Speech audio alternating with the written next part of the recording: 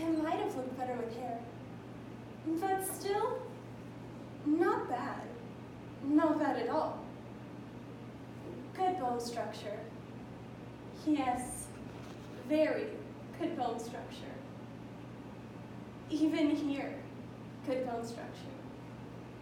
Now, how many people could say that they would look this good, almost bald? You might think me vain, but I honestly do think I'm pretty. Absolutely stunning. Have you ever seen such a winning smile? It wasn't always there, you know. I think it's more beautiful today than it was before I got sick. I think it's because it's more real. Being ill is no walk in the park, especially when you're fighting for your life. It's easy for others to think that they know how you feel, or what will make you feel better. But the truth is that nobody knows, except for the person dealing with that illness. We'll experience such an illness through Mariana's eyes, and see how those around her help her cope in The Bald and the Beautiful by J.J. Jones.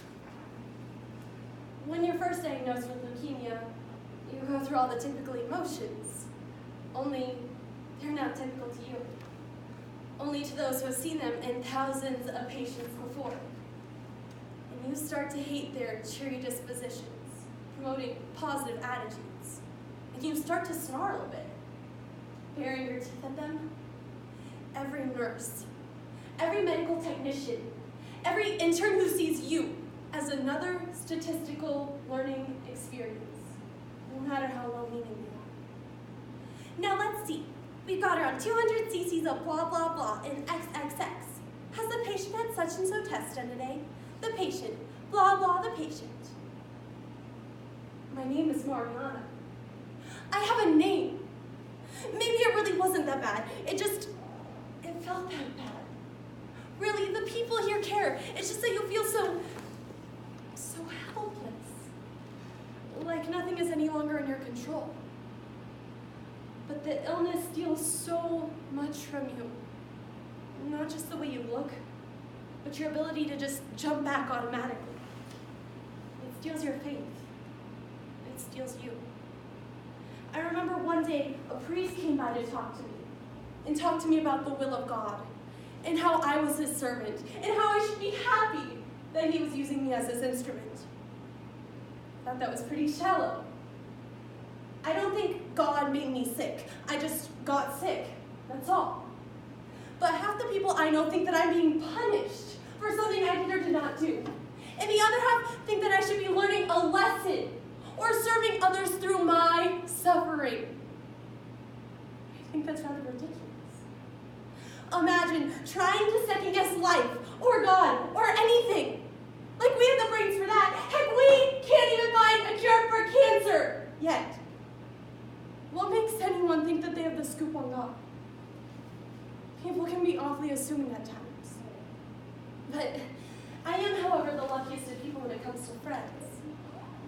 When I first started going through chemotherapy treatments, it was especially tough. But it was even harder to go back to school with my appearance changing so rapidly. My hair fell out, and I lost weight. I didn't look any too good, if you know what I mean. Now, I'll have to admit that being a former beauty queen, I did take a bit of pride in my appearance, and this was a tough one for me. Yes, I understand all that about inner beauty being more important than outer beauty. Try telling that to the skinny, sickly, bald chick who can't get a date to the school prom. Just makes it kind of hard. I guess you could say I got kind of wimpy for a while. And that's what my friends said.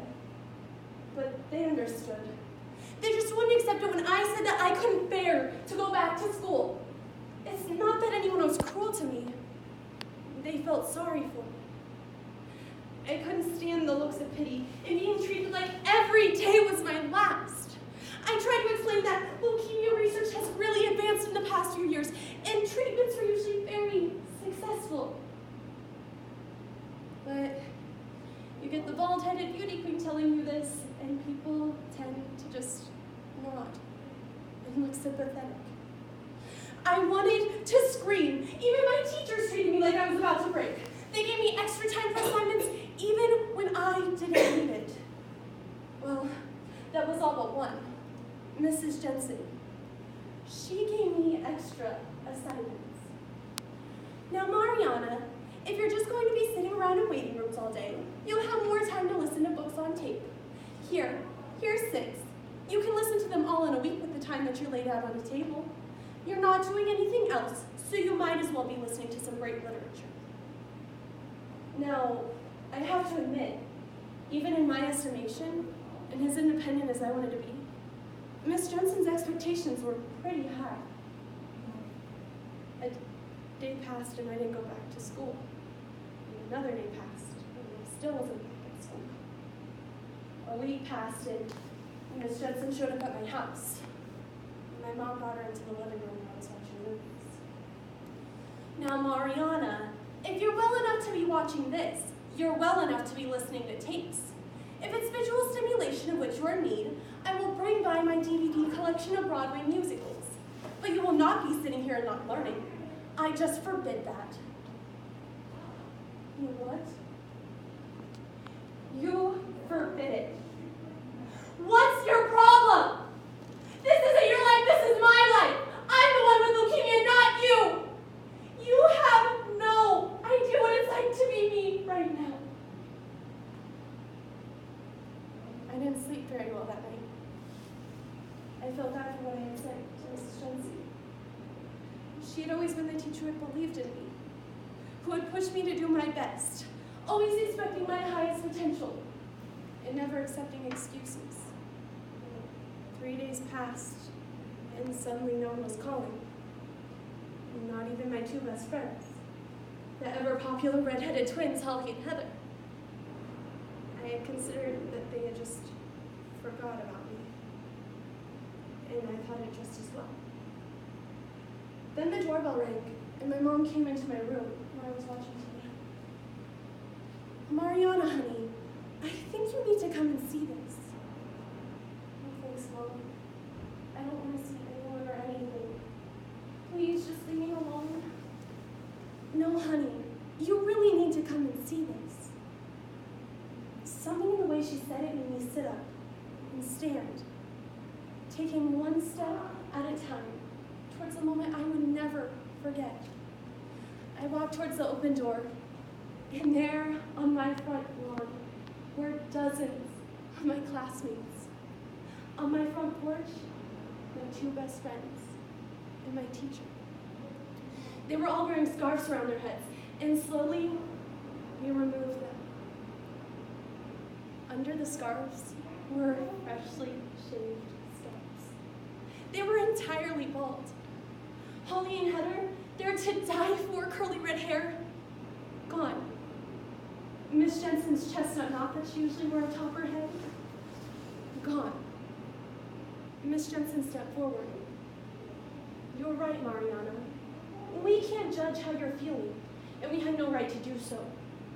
We want you to come back to school because we miss you. We can't feel what you're feeling, but we never want you to feel alone. The tears poured out of my eyes. There they were, dozens of my classmates, standing in my front lawn, bald as eagles, of their own free will, so I wouldn't feel alone. I told you I had the best of friends. You know, I know beyond the shadow of a doubt that appearances mean nothing. I've always known that. Even when I wore a crown atop my head. You know what?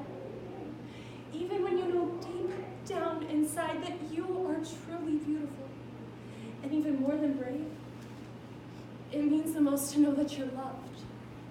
And sometimes, that makes you feel the most beautiful of all.